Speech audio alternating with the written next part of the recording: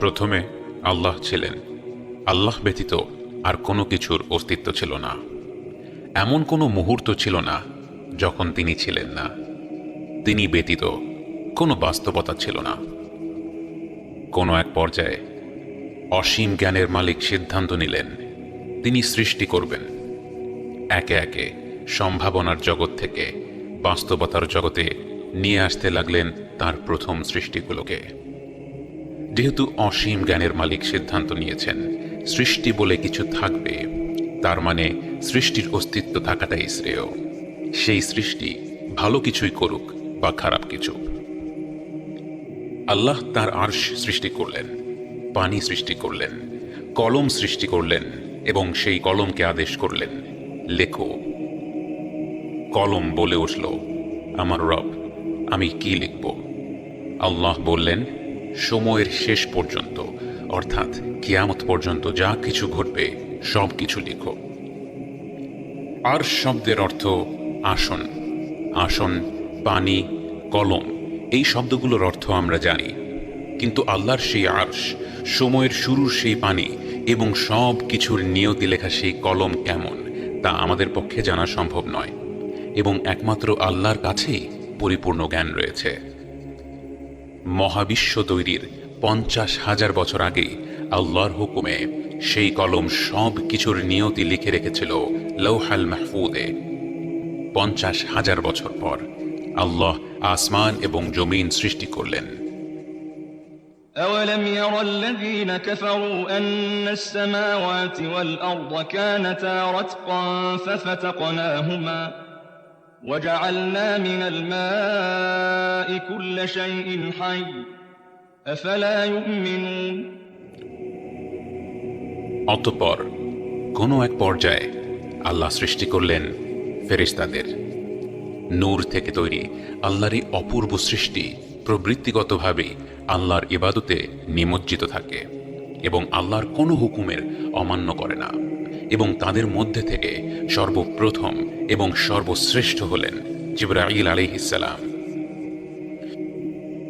আল্লাহ নূর থেকে ফেরেশতা তৈরি করার পর আরও কিছু সময় পার হলো এবং এরপর এক নতুন জাতি সৃষ্টি করলেন এবং তাদের সৃষ্টি করলেন এক ধরনের ধোঁয়াবিহীন আগুন থেকে।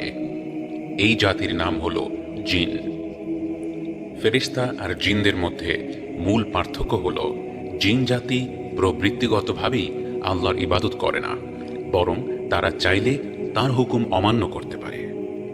আল্লাহ জিনদের দুনিয়াতে খলিফা হিসেবে পাঠালেন। আগুন থেকে তৈরি এই সৃষ্টি ছিল উত্তেজনাপ্রবণ। তারা ঘন ঘন যুদ্ধ ও খুনাখুনিতে লিপ্ত হতে লাগল এবং দুনিয়াতে অন্যায় অনাচার ছড়িয়ে পড়ল।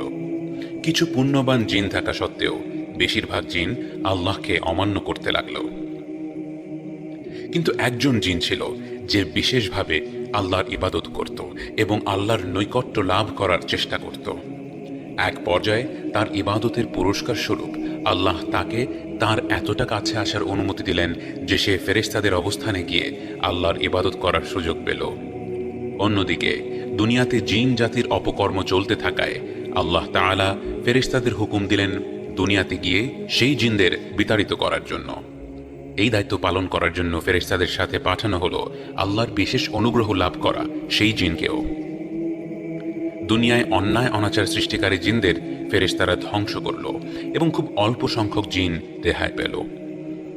আল্লাহর হুকুম পালন করে ফেরেশতারা আসমানে ফিরে আসলো এবং তাদের সাথে সেই পুণ্যবান জিন। এরপর কতটুকু সময় পার হলো তা আমরা জানি না, কিন্তু এক পর্যায়ে রব্বুল আলামিন ঘোষণা দিলেন তিনি এক নতুন জীব সৃষ্টি করবেন। যখন আল্লাহ ঘোষণা দিলেন তিনি মানুষ সৃষ্টি করবেন, ফেরেশতারা অবাক হয়ে যায়। তারা দেখেছিল স্বাধীন ইচ্ছাশক্তি সম্পন্ন জিন দুনিয়াতে কত অন্যায় অনাচার করেছিল। তারা জানত মানুষকেও যদি স্বাধীন ইচ্ছাশক্তি দেয়া হয় তাহলে তারাও পৃথিবীতে একই রকম অন্যায় অনাচারে লিপ্ত হবে। তবু কেন আল্লাহ তাদের সৃষ্টি করবেন? তারা আল্লাহর সিদ্ধান্তের ওপর প্রশ্ন তুলছিল না, বরং তাদের বিস্ময় প্রকাশ করছিল। আল্লাহ খুব সহজভাবেই বোঝালেন তার কাছে এমন জ্ঞান রয়েছে যা ফেরেশতাদের কাছে নেই। অর্থাৎ মানুষকে সৃষ্টি করার পর তারা দুনিয়াতে নানা ধরনের অপকর্মে লিপ্ত হলেও তাদের সৃষ্টি করার পেছনে কারণ রয়েছে এবং শীঘ্রই সেই কারণগুলো পরিষ্কার হয়ে যাবে। অতঃপর আল্লাহ নিজ হাতে আদম আলাইহিসসালামকে সৃষ্টি করলেন এবং তাকে সৃষ্টি করলেন মাটি থেকে, এবং তার দৈহিক গঠন সম্পন্ন করার পর তার ভেতর রূহ বা আত্মা ফুঁকে দিলেন এবং তিনি আদম আলাইহিসসালামকে সব কিছুর নাম শেখালেন। এবং তিনি ফেরেশতাদের হুকুম দিলেন আদম আলাইহিসসালামকে সিজদা করার জন্য। ফেরেশতাদের আসনে তখন সেই পুণ্যবান জিনেরও জায়গা ছিল। সেই আদেশটি তার ওপরেও প্রযোজ্য ছিল, কিন্তু প্রতিটি ফেরেশতা তাৎক্ষণিকভাবে আদম আলাইহিসসালামকে সম্মানস্বরূপ সিজদা করলেও সেই জিন তাকে সিজদা করল না। প্রথমবারের মতো কেউ স্বয়ং আল্লাহর উপস্থিতিতে আল্লাহর হুকুম অমান্য করার ধৃষ্টতা দেখা এবং সাথে সাথে তার এত বছরের ইবাদতের উদ্দেশ্য প্রকাশ পেল। সে আল্লাহকে বেশি বেশি ইবাদত করার মাধ্যমে আল্লাহর ভালোবাসা কামনা করেনি, কামনা করেছিল মর্যাদা, সম্মান। আগুনের তৈরি জিন হয়ে ইবাদতের মাধ্যমে নূরের তৈরি ফেরেশতাদের মধ্যে জায়গা করে সে এতটা অহংকারী হয়ে গিয়েছিল যে সে মাটির তৈরি আদম আলাইহিসসালামকে সিজদা করাকে ছোট করে দেখল।